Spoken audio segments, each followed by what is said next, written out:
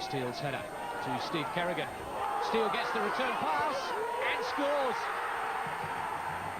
The perfect 1-2 from the strikers.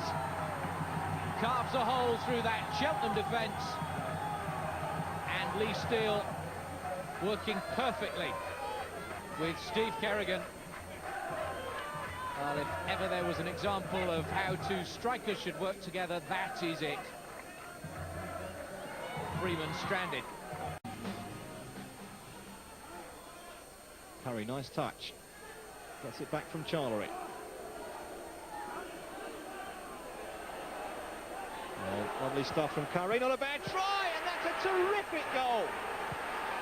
What a sensational goal from Barnett's playmaker. He teased 2 or 3 Swansea defenders. I think Freestone got something on the shot, but Curry has given the league leaders the lead. He looked to be going nowhere for a moment here. White shirts all around him. Trickery with the right. The little drag back. And again, 2 of them taken out the play. And the left foot curling shot, which Freestone could only palm into the net. Howard. They haven't given up, Swansea. Just didn't fall for Thomas. Howard has it back though. O'Leary. Trying to find that telling final ball. Maybe Thomas can provide something. He can! Oh, a terrific goal from Martin Thomas out of nothing. Well, just what Swansea deserve. They've been pressing for much of the game without really finding a telling final ball, and that is a superb strike. 2 minutes for Swansea to try and find a real last gasp winner. Here's McLeish for Barnett.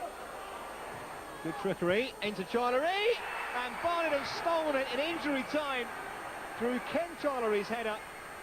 And Swansea, having done all the hard work to get back in it, as Freestone looks devastated, have given it away in time added on. Well, McLeish did really well here. He took out Bound, he picked his man out, and Charlery with a perfectly placed header. Rochdale overcame the dismissal of Keith Hill and dominated Darlington, whose manager David Hodgson said this performance was the worst he'd seen from his side for a very long time. In fact, Rochdale could even have won it with 10 men, but Tony Ford was unable to make this chance count.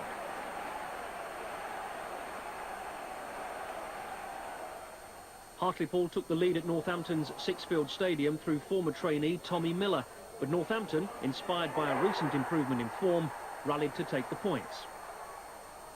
Former Hartlepool striker Steve Howard scored twice against his former team.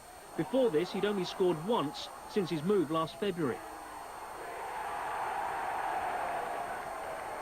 His second goal of the game sent his old club home with nothing, except a promise from manager Chris Turner to strengthen Hartlepool's squad. It also extended Northampton's unbeaten run to 5 games. Early indiscretion from Chris Burns made life difficult for Macclesfield. In his effort to clear the danger, he used a little unauthorised help. Handball in the box allowed Neil Tolson the chance to score with his second penalty in successive matches for Southend. This his 4th goal of the season. Macclesfield then gifted Southend a 2-goal advantage. Ray Ingram's header directed past his own goalkeeper.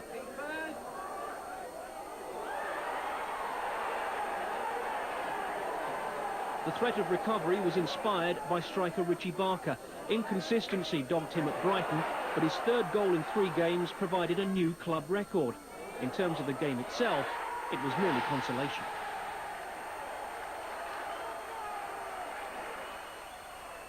York City ended a run of 4 successive defeats with a goalless draw against Peterborough. They almost snatched a win, but Barry Conlon's free kick was a couple of inches too wide. Halifax are on a roll, and coming from behind to beat Brighton is proof of their improvement. But when on-loan keeper Chris Adamson brought down Gary Hart, things looked gloomy.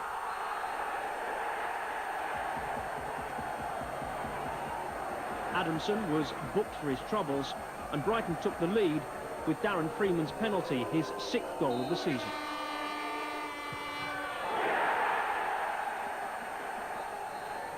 Halifax levelled with the goal of the game from last season's top scorer, Jamie Patterson. 10 goals last year, this his first of the campaign.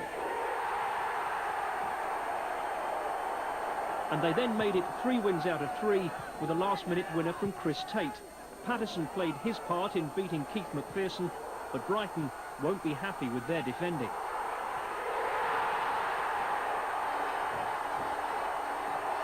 Now Plymouth against Rotherham with Seth Conway. Rotherham's corner, there's Heathcote!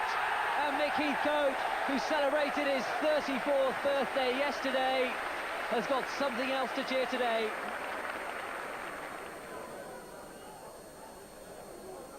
Berry comes forward, looks to chip Sheffield. Oh, it's a wonderful goal!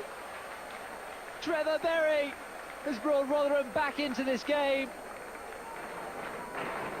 Dick Tracy was on the case for Carlisle. Richard, as he's usually known, scored the winner against Lincoln, for whom this was a 4th successive defeat.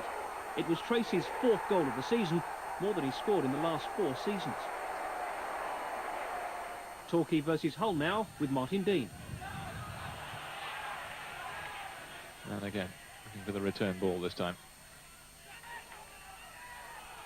And going through the middle, he was nudged by Jimmy Agri, and that is a penalty. So for the second time in 2 Saturdays, Neville Southall having to save a penalty, and he doesn't. John Eyre clipping the ball over his head. A little deft touch. Simba was on the prowl for Orient at Field Mill. Frenchman Amara Simba has played and scored for Paris Saint-Germain and Monaco, amongst others. This gave Leyton Orient the lead. Like Simba, Mansfield's Lee Peacock was his club's leading scorer last season.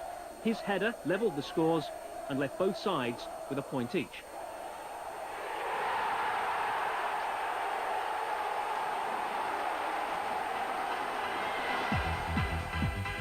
Barnett's late winner extends their advantage at the top to 3 points ahead of Exeter and Darlington. 4 clubs are a further point behind. Northampton and Southend up from mid-table to join Rochdale and Peterborough in the top 7. Chester stay stuck to the bottom. Losing their lead in the closing minute means they're 2 points behind Hartlepool. Chris Turner's team slipped down the ladder because Mansfield and York both managed to draw.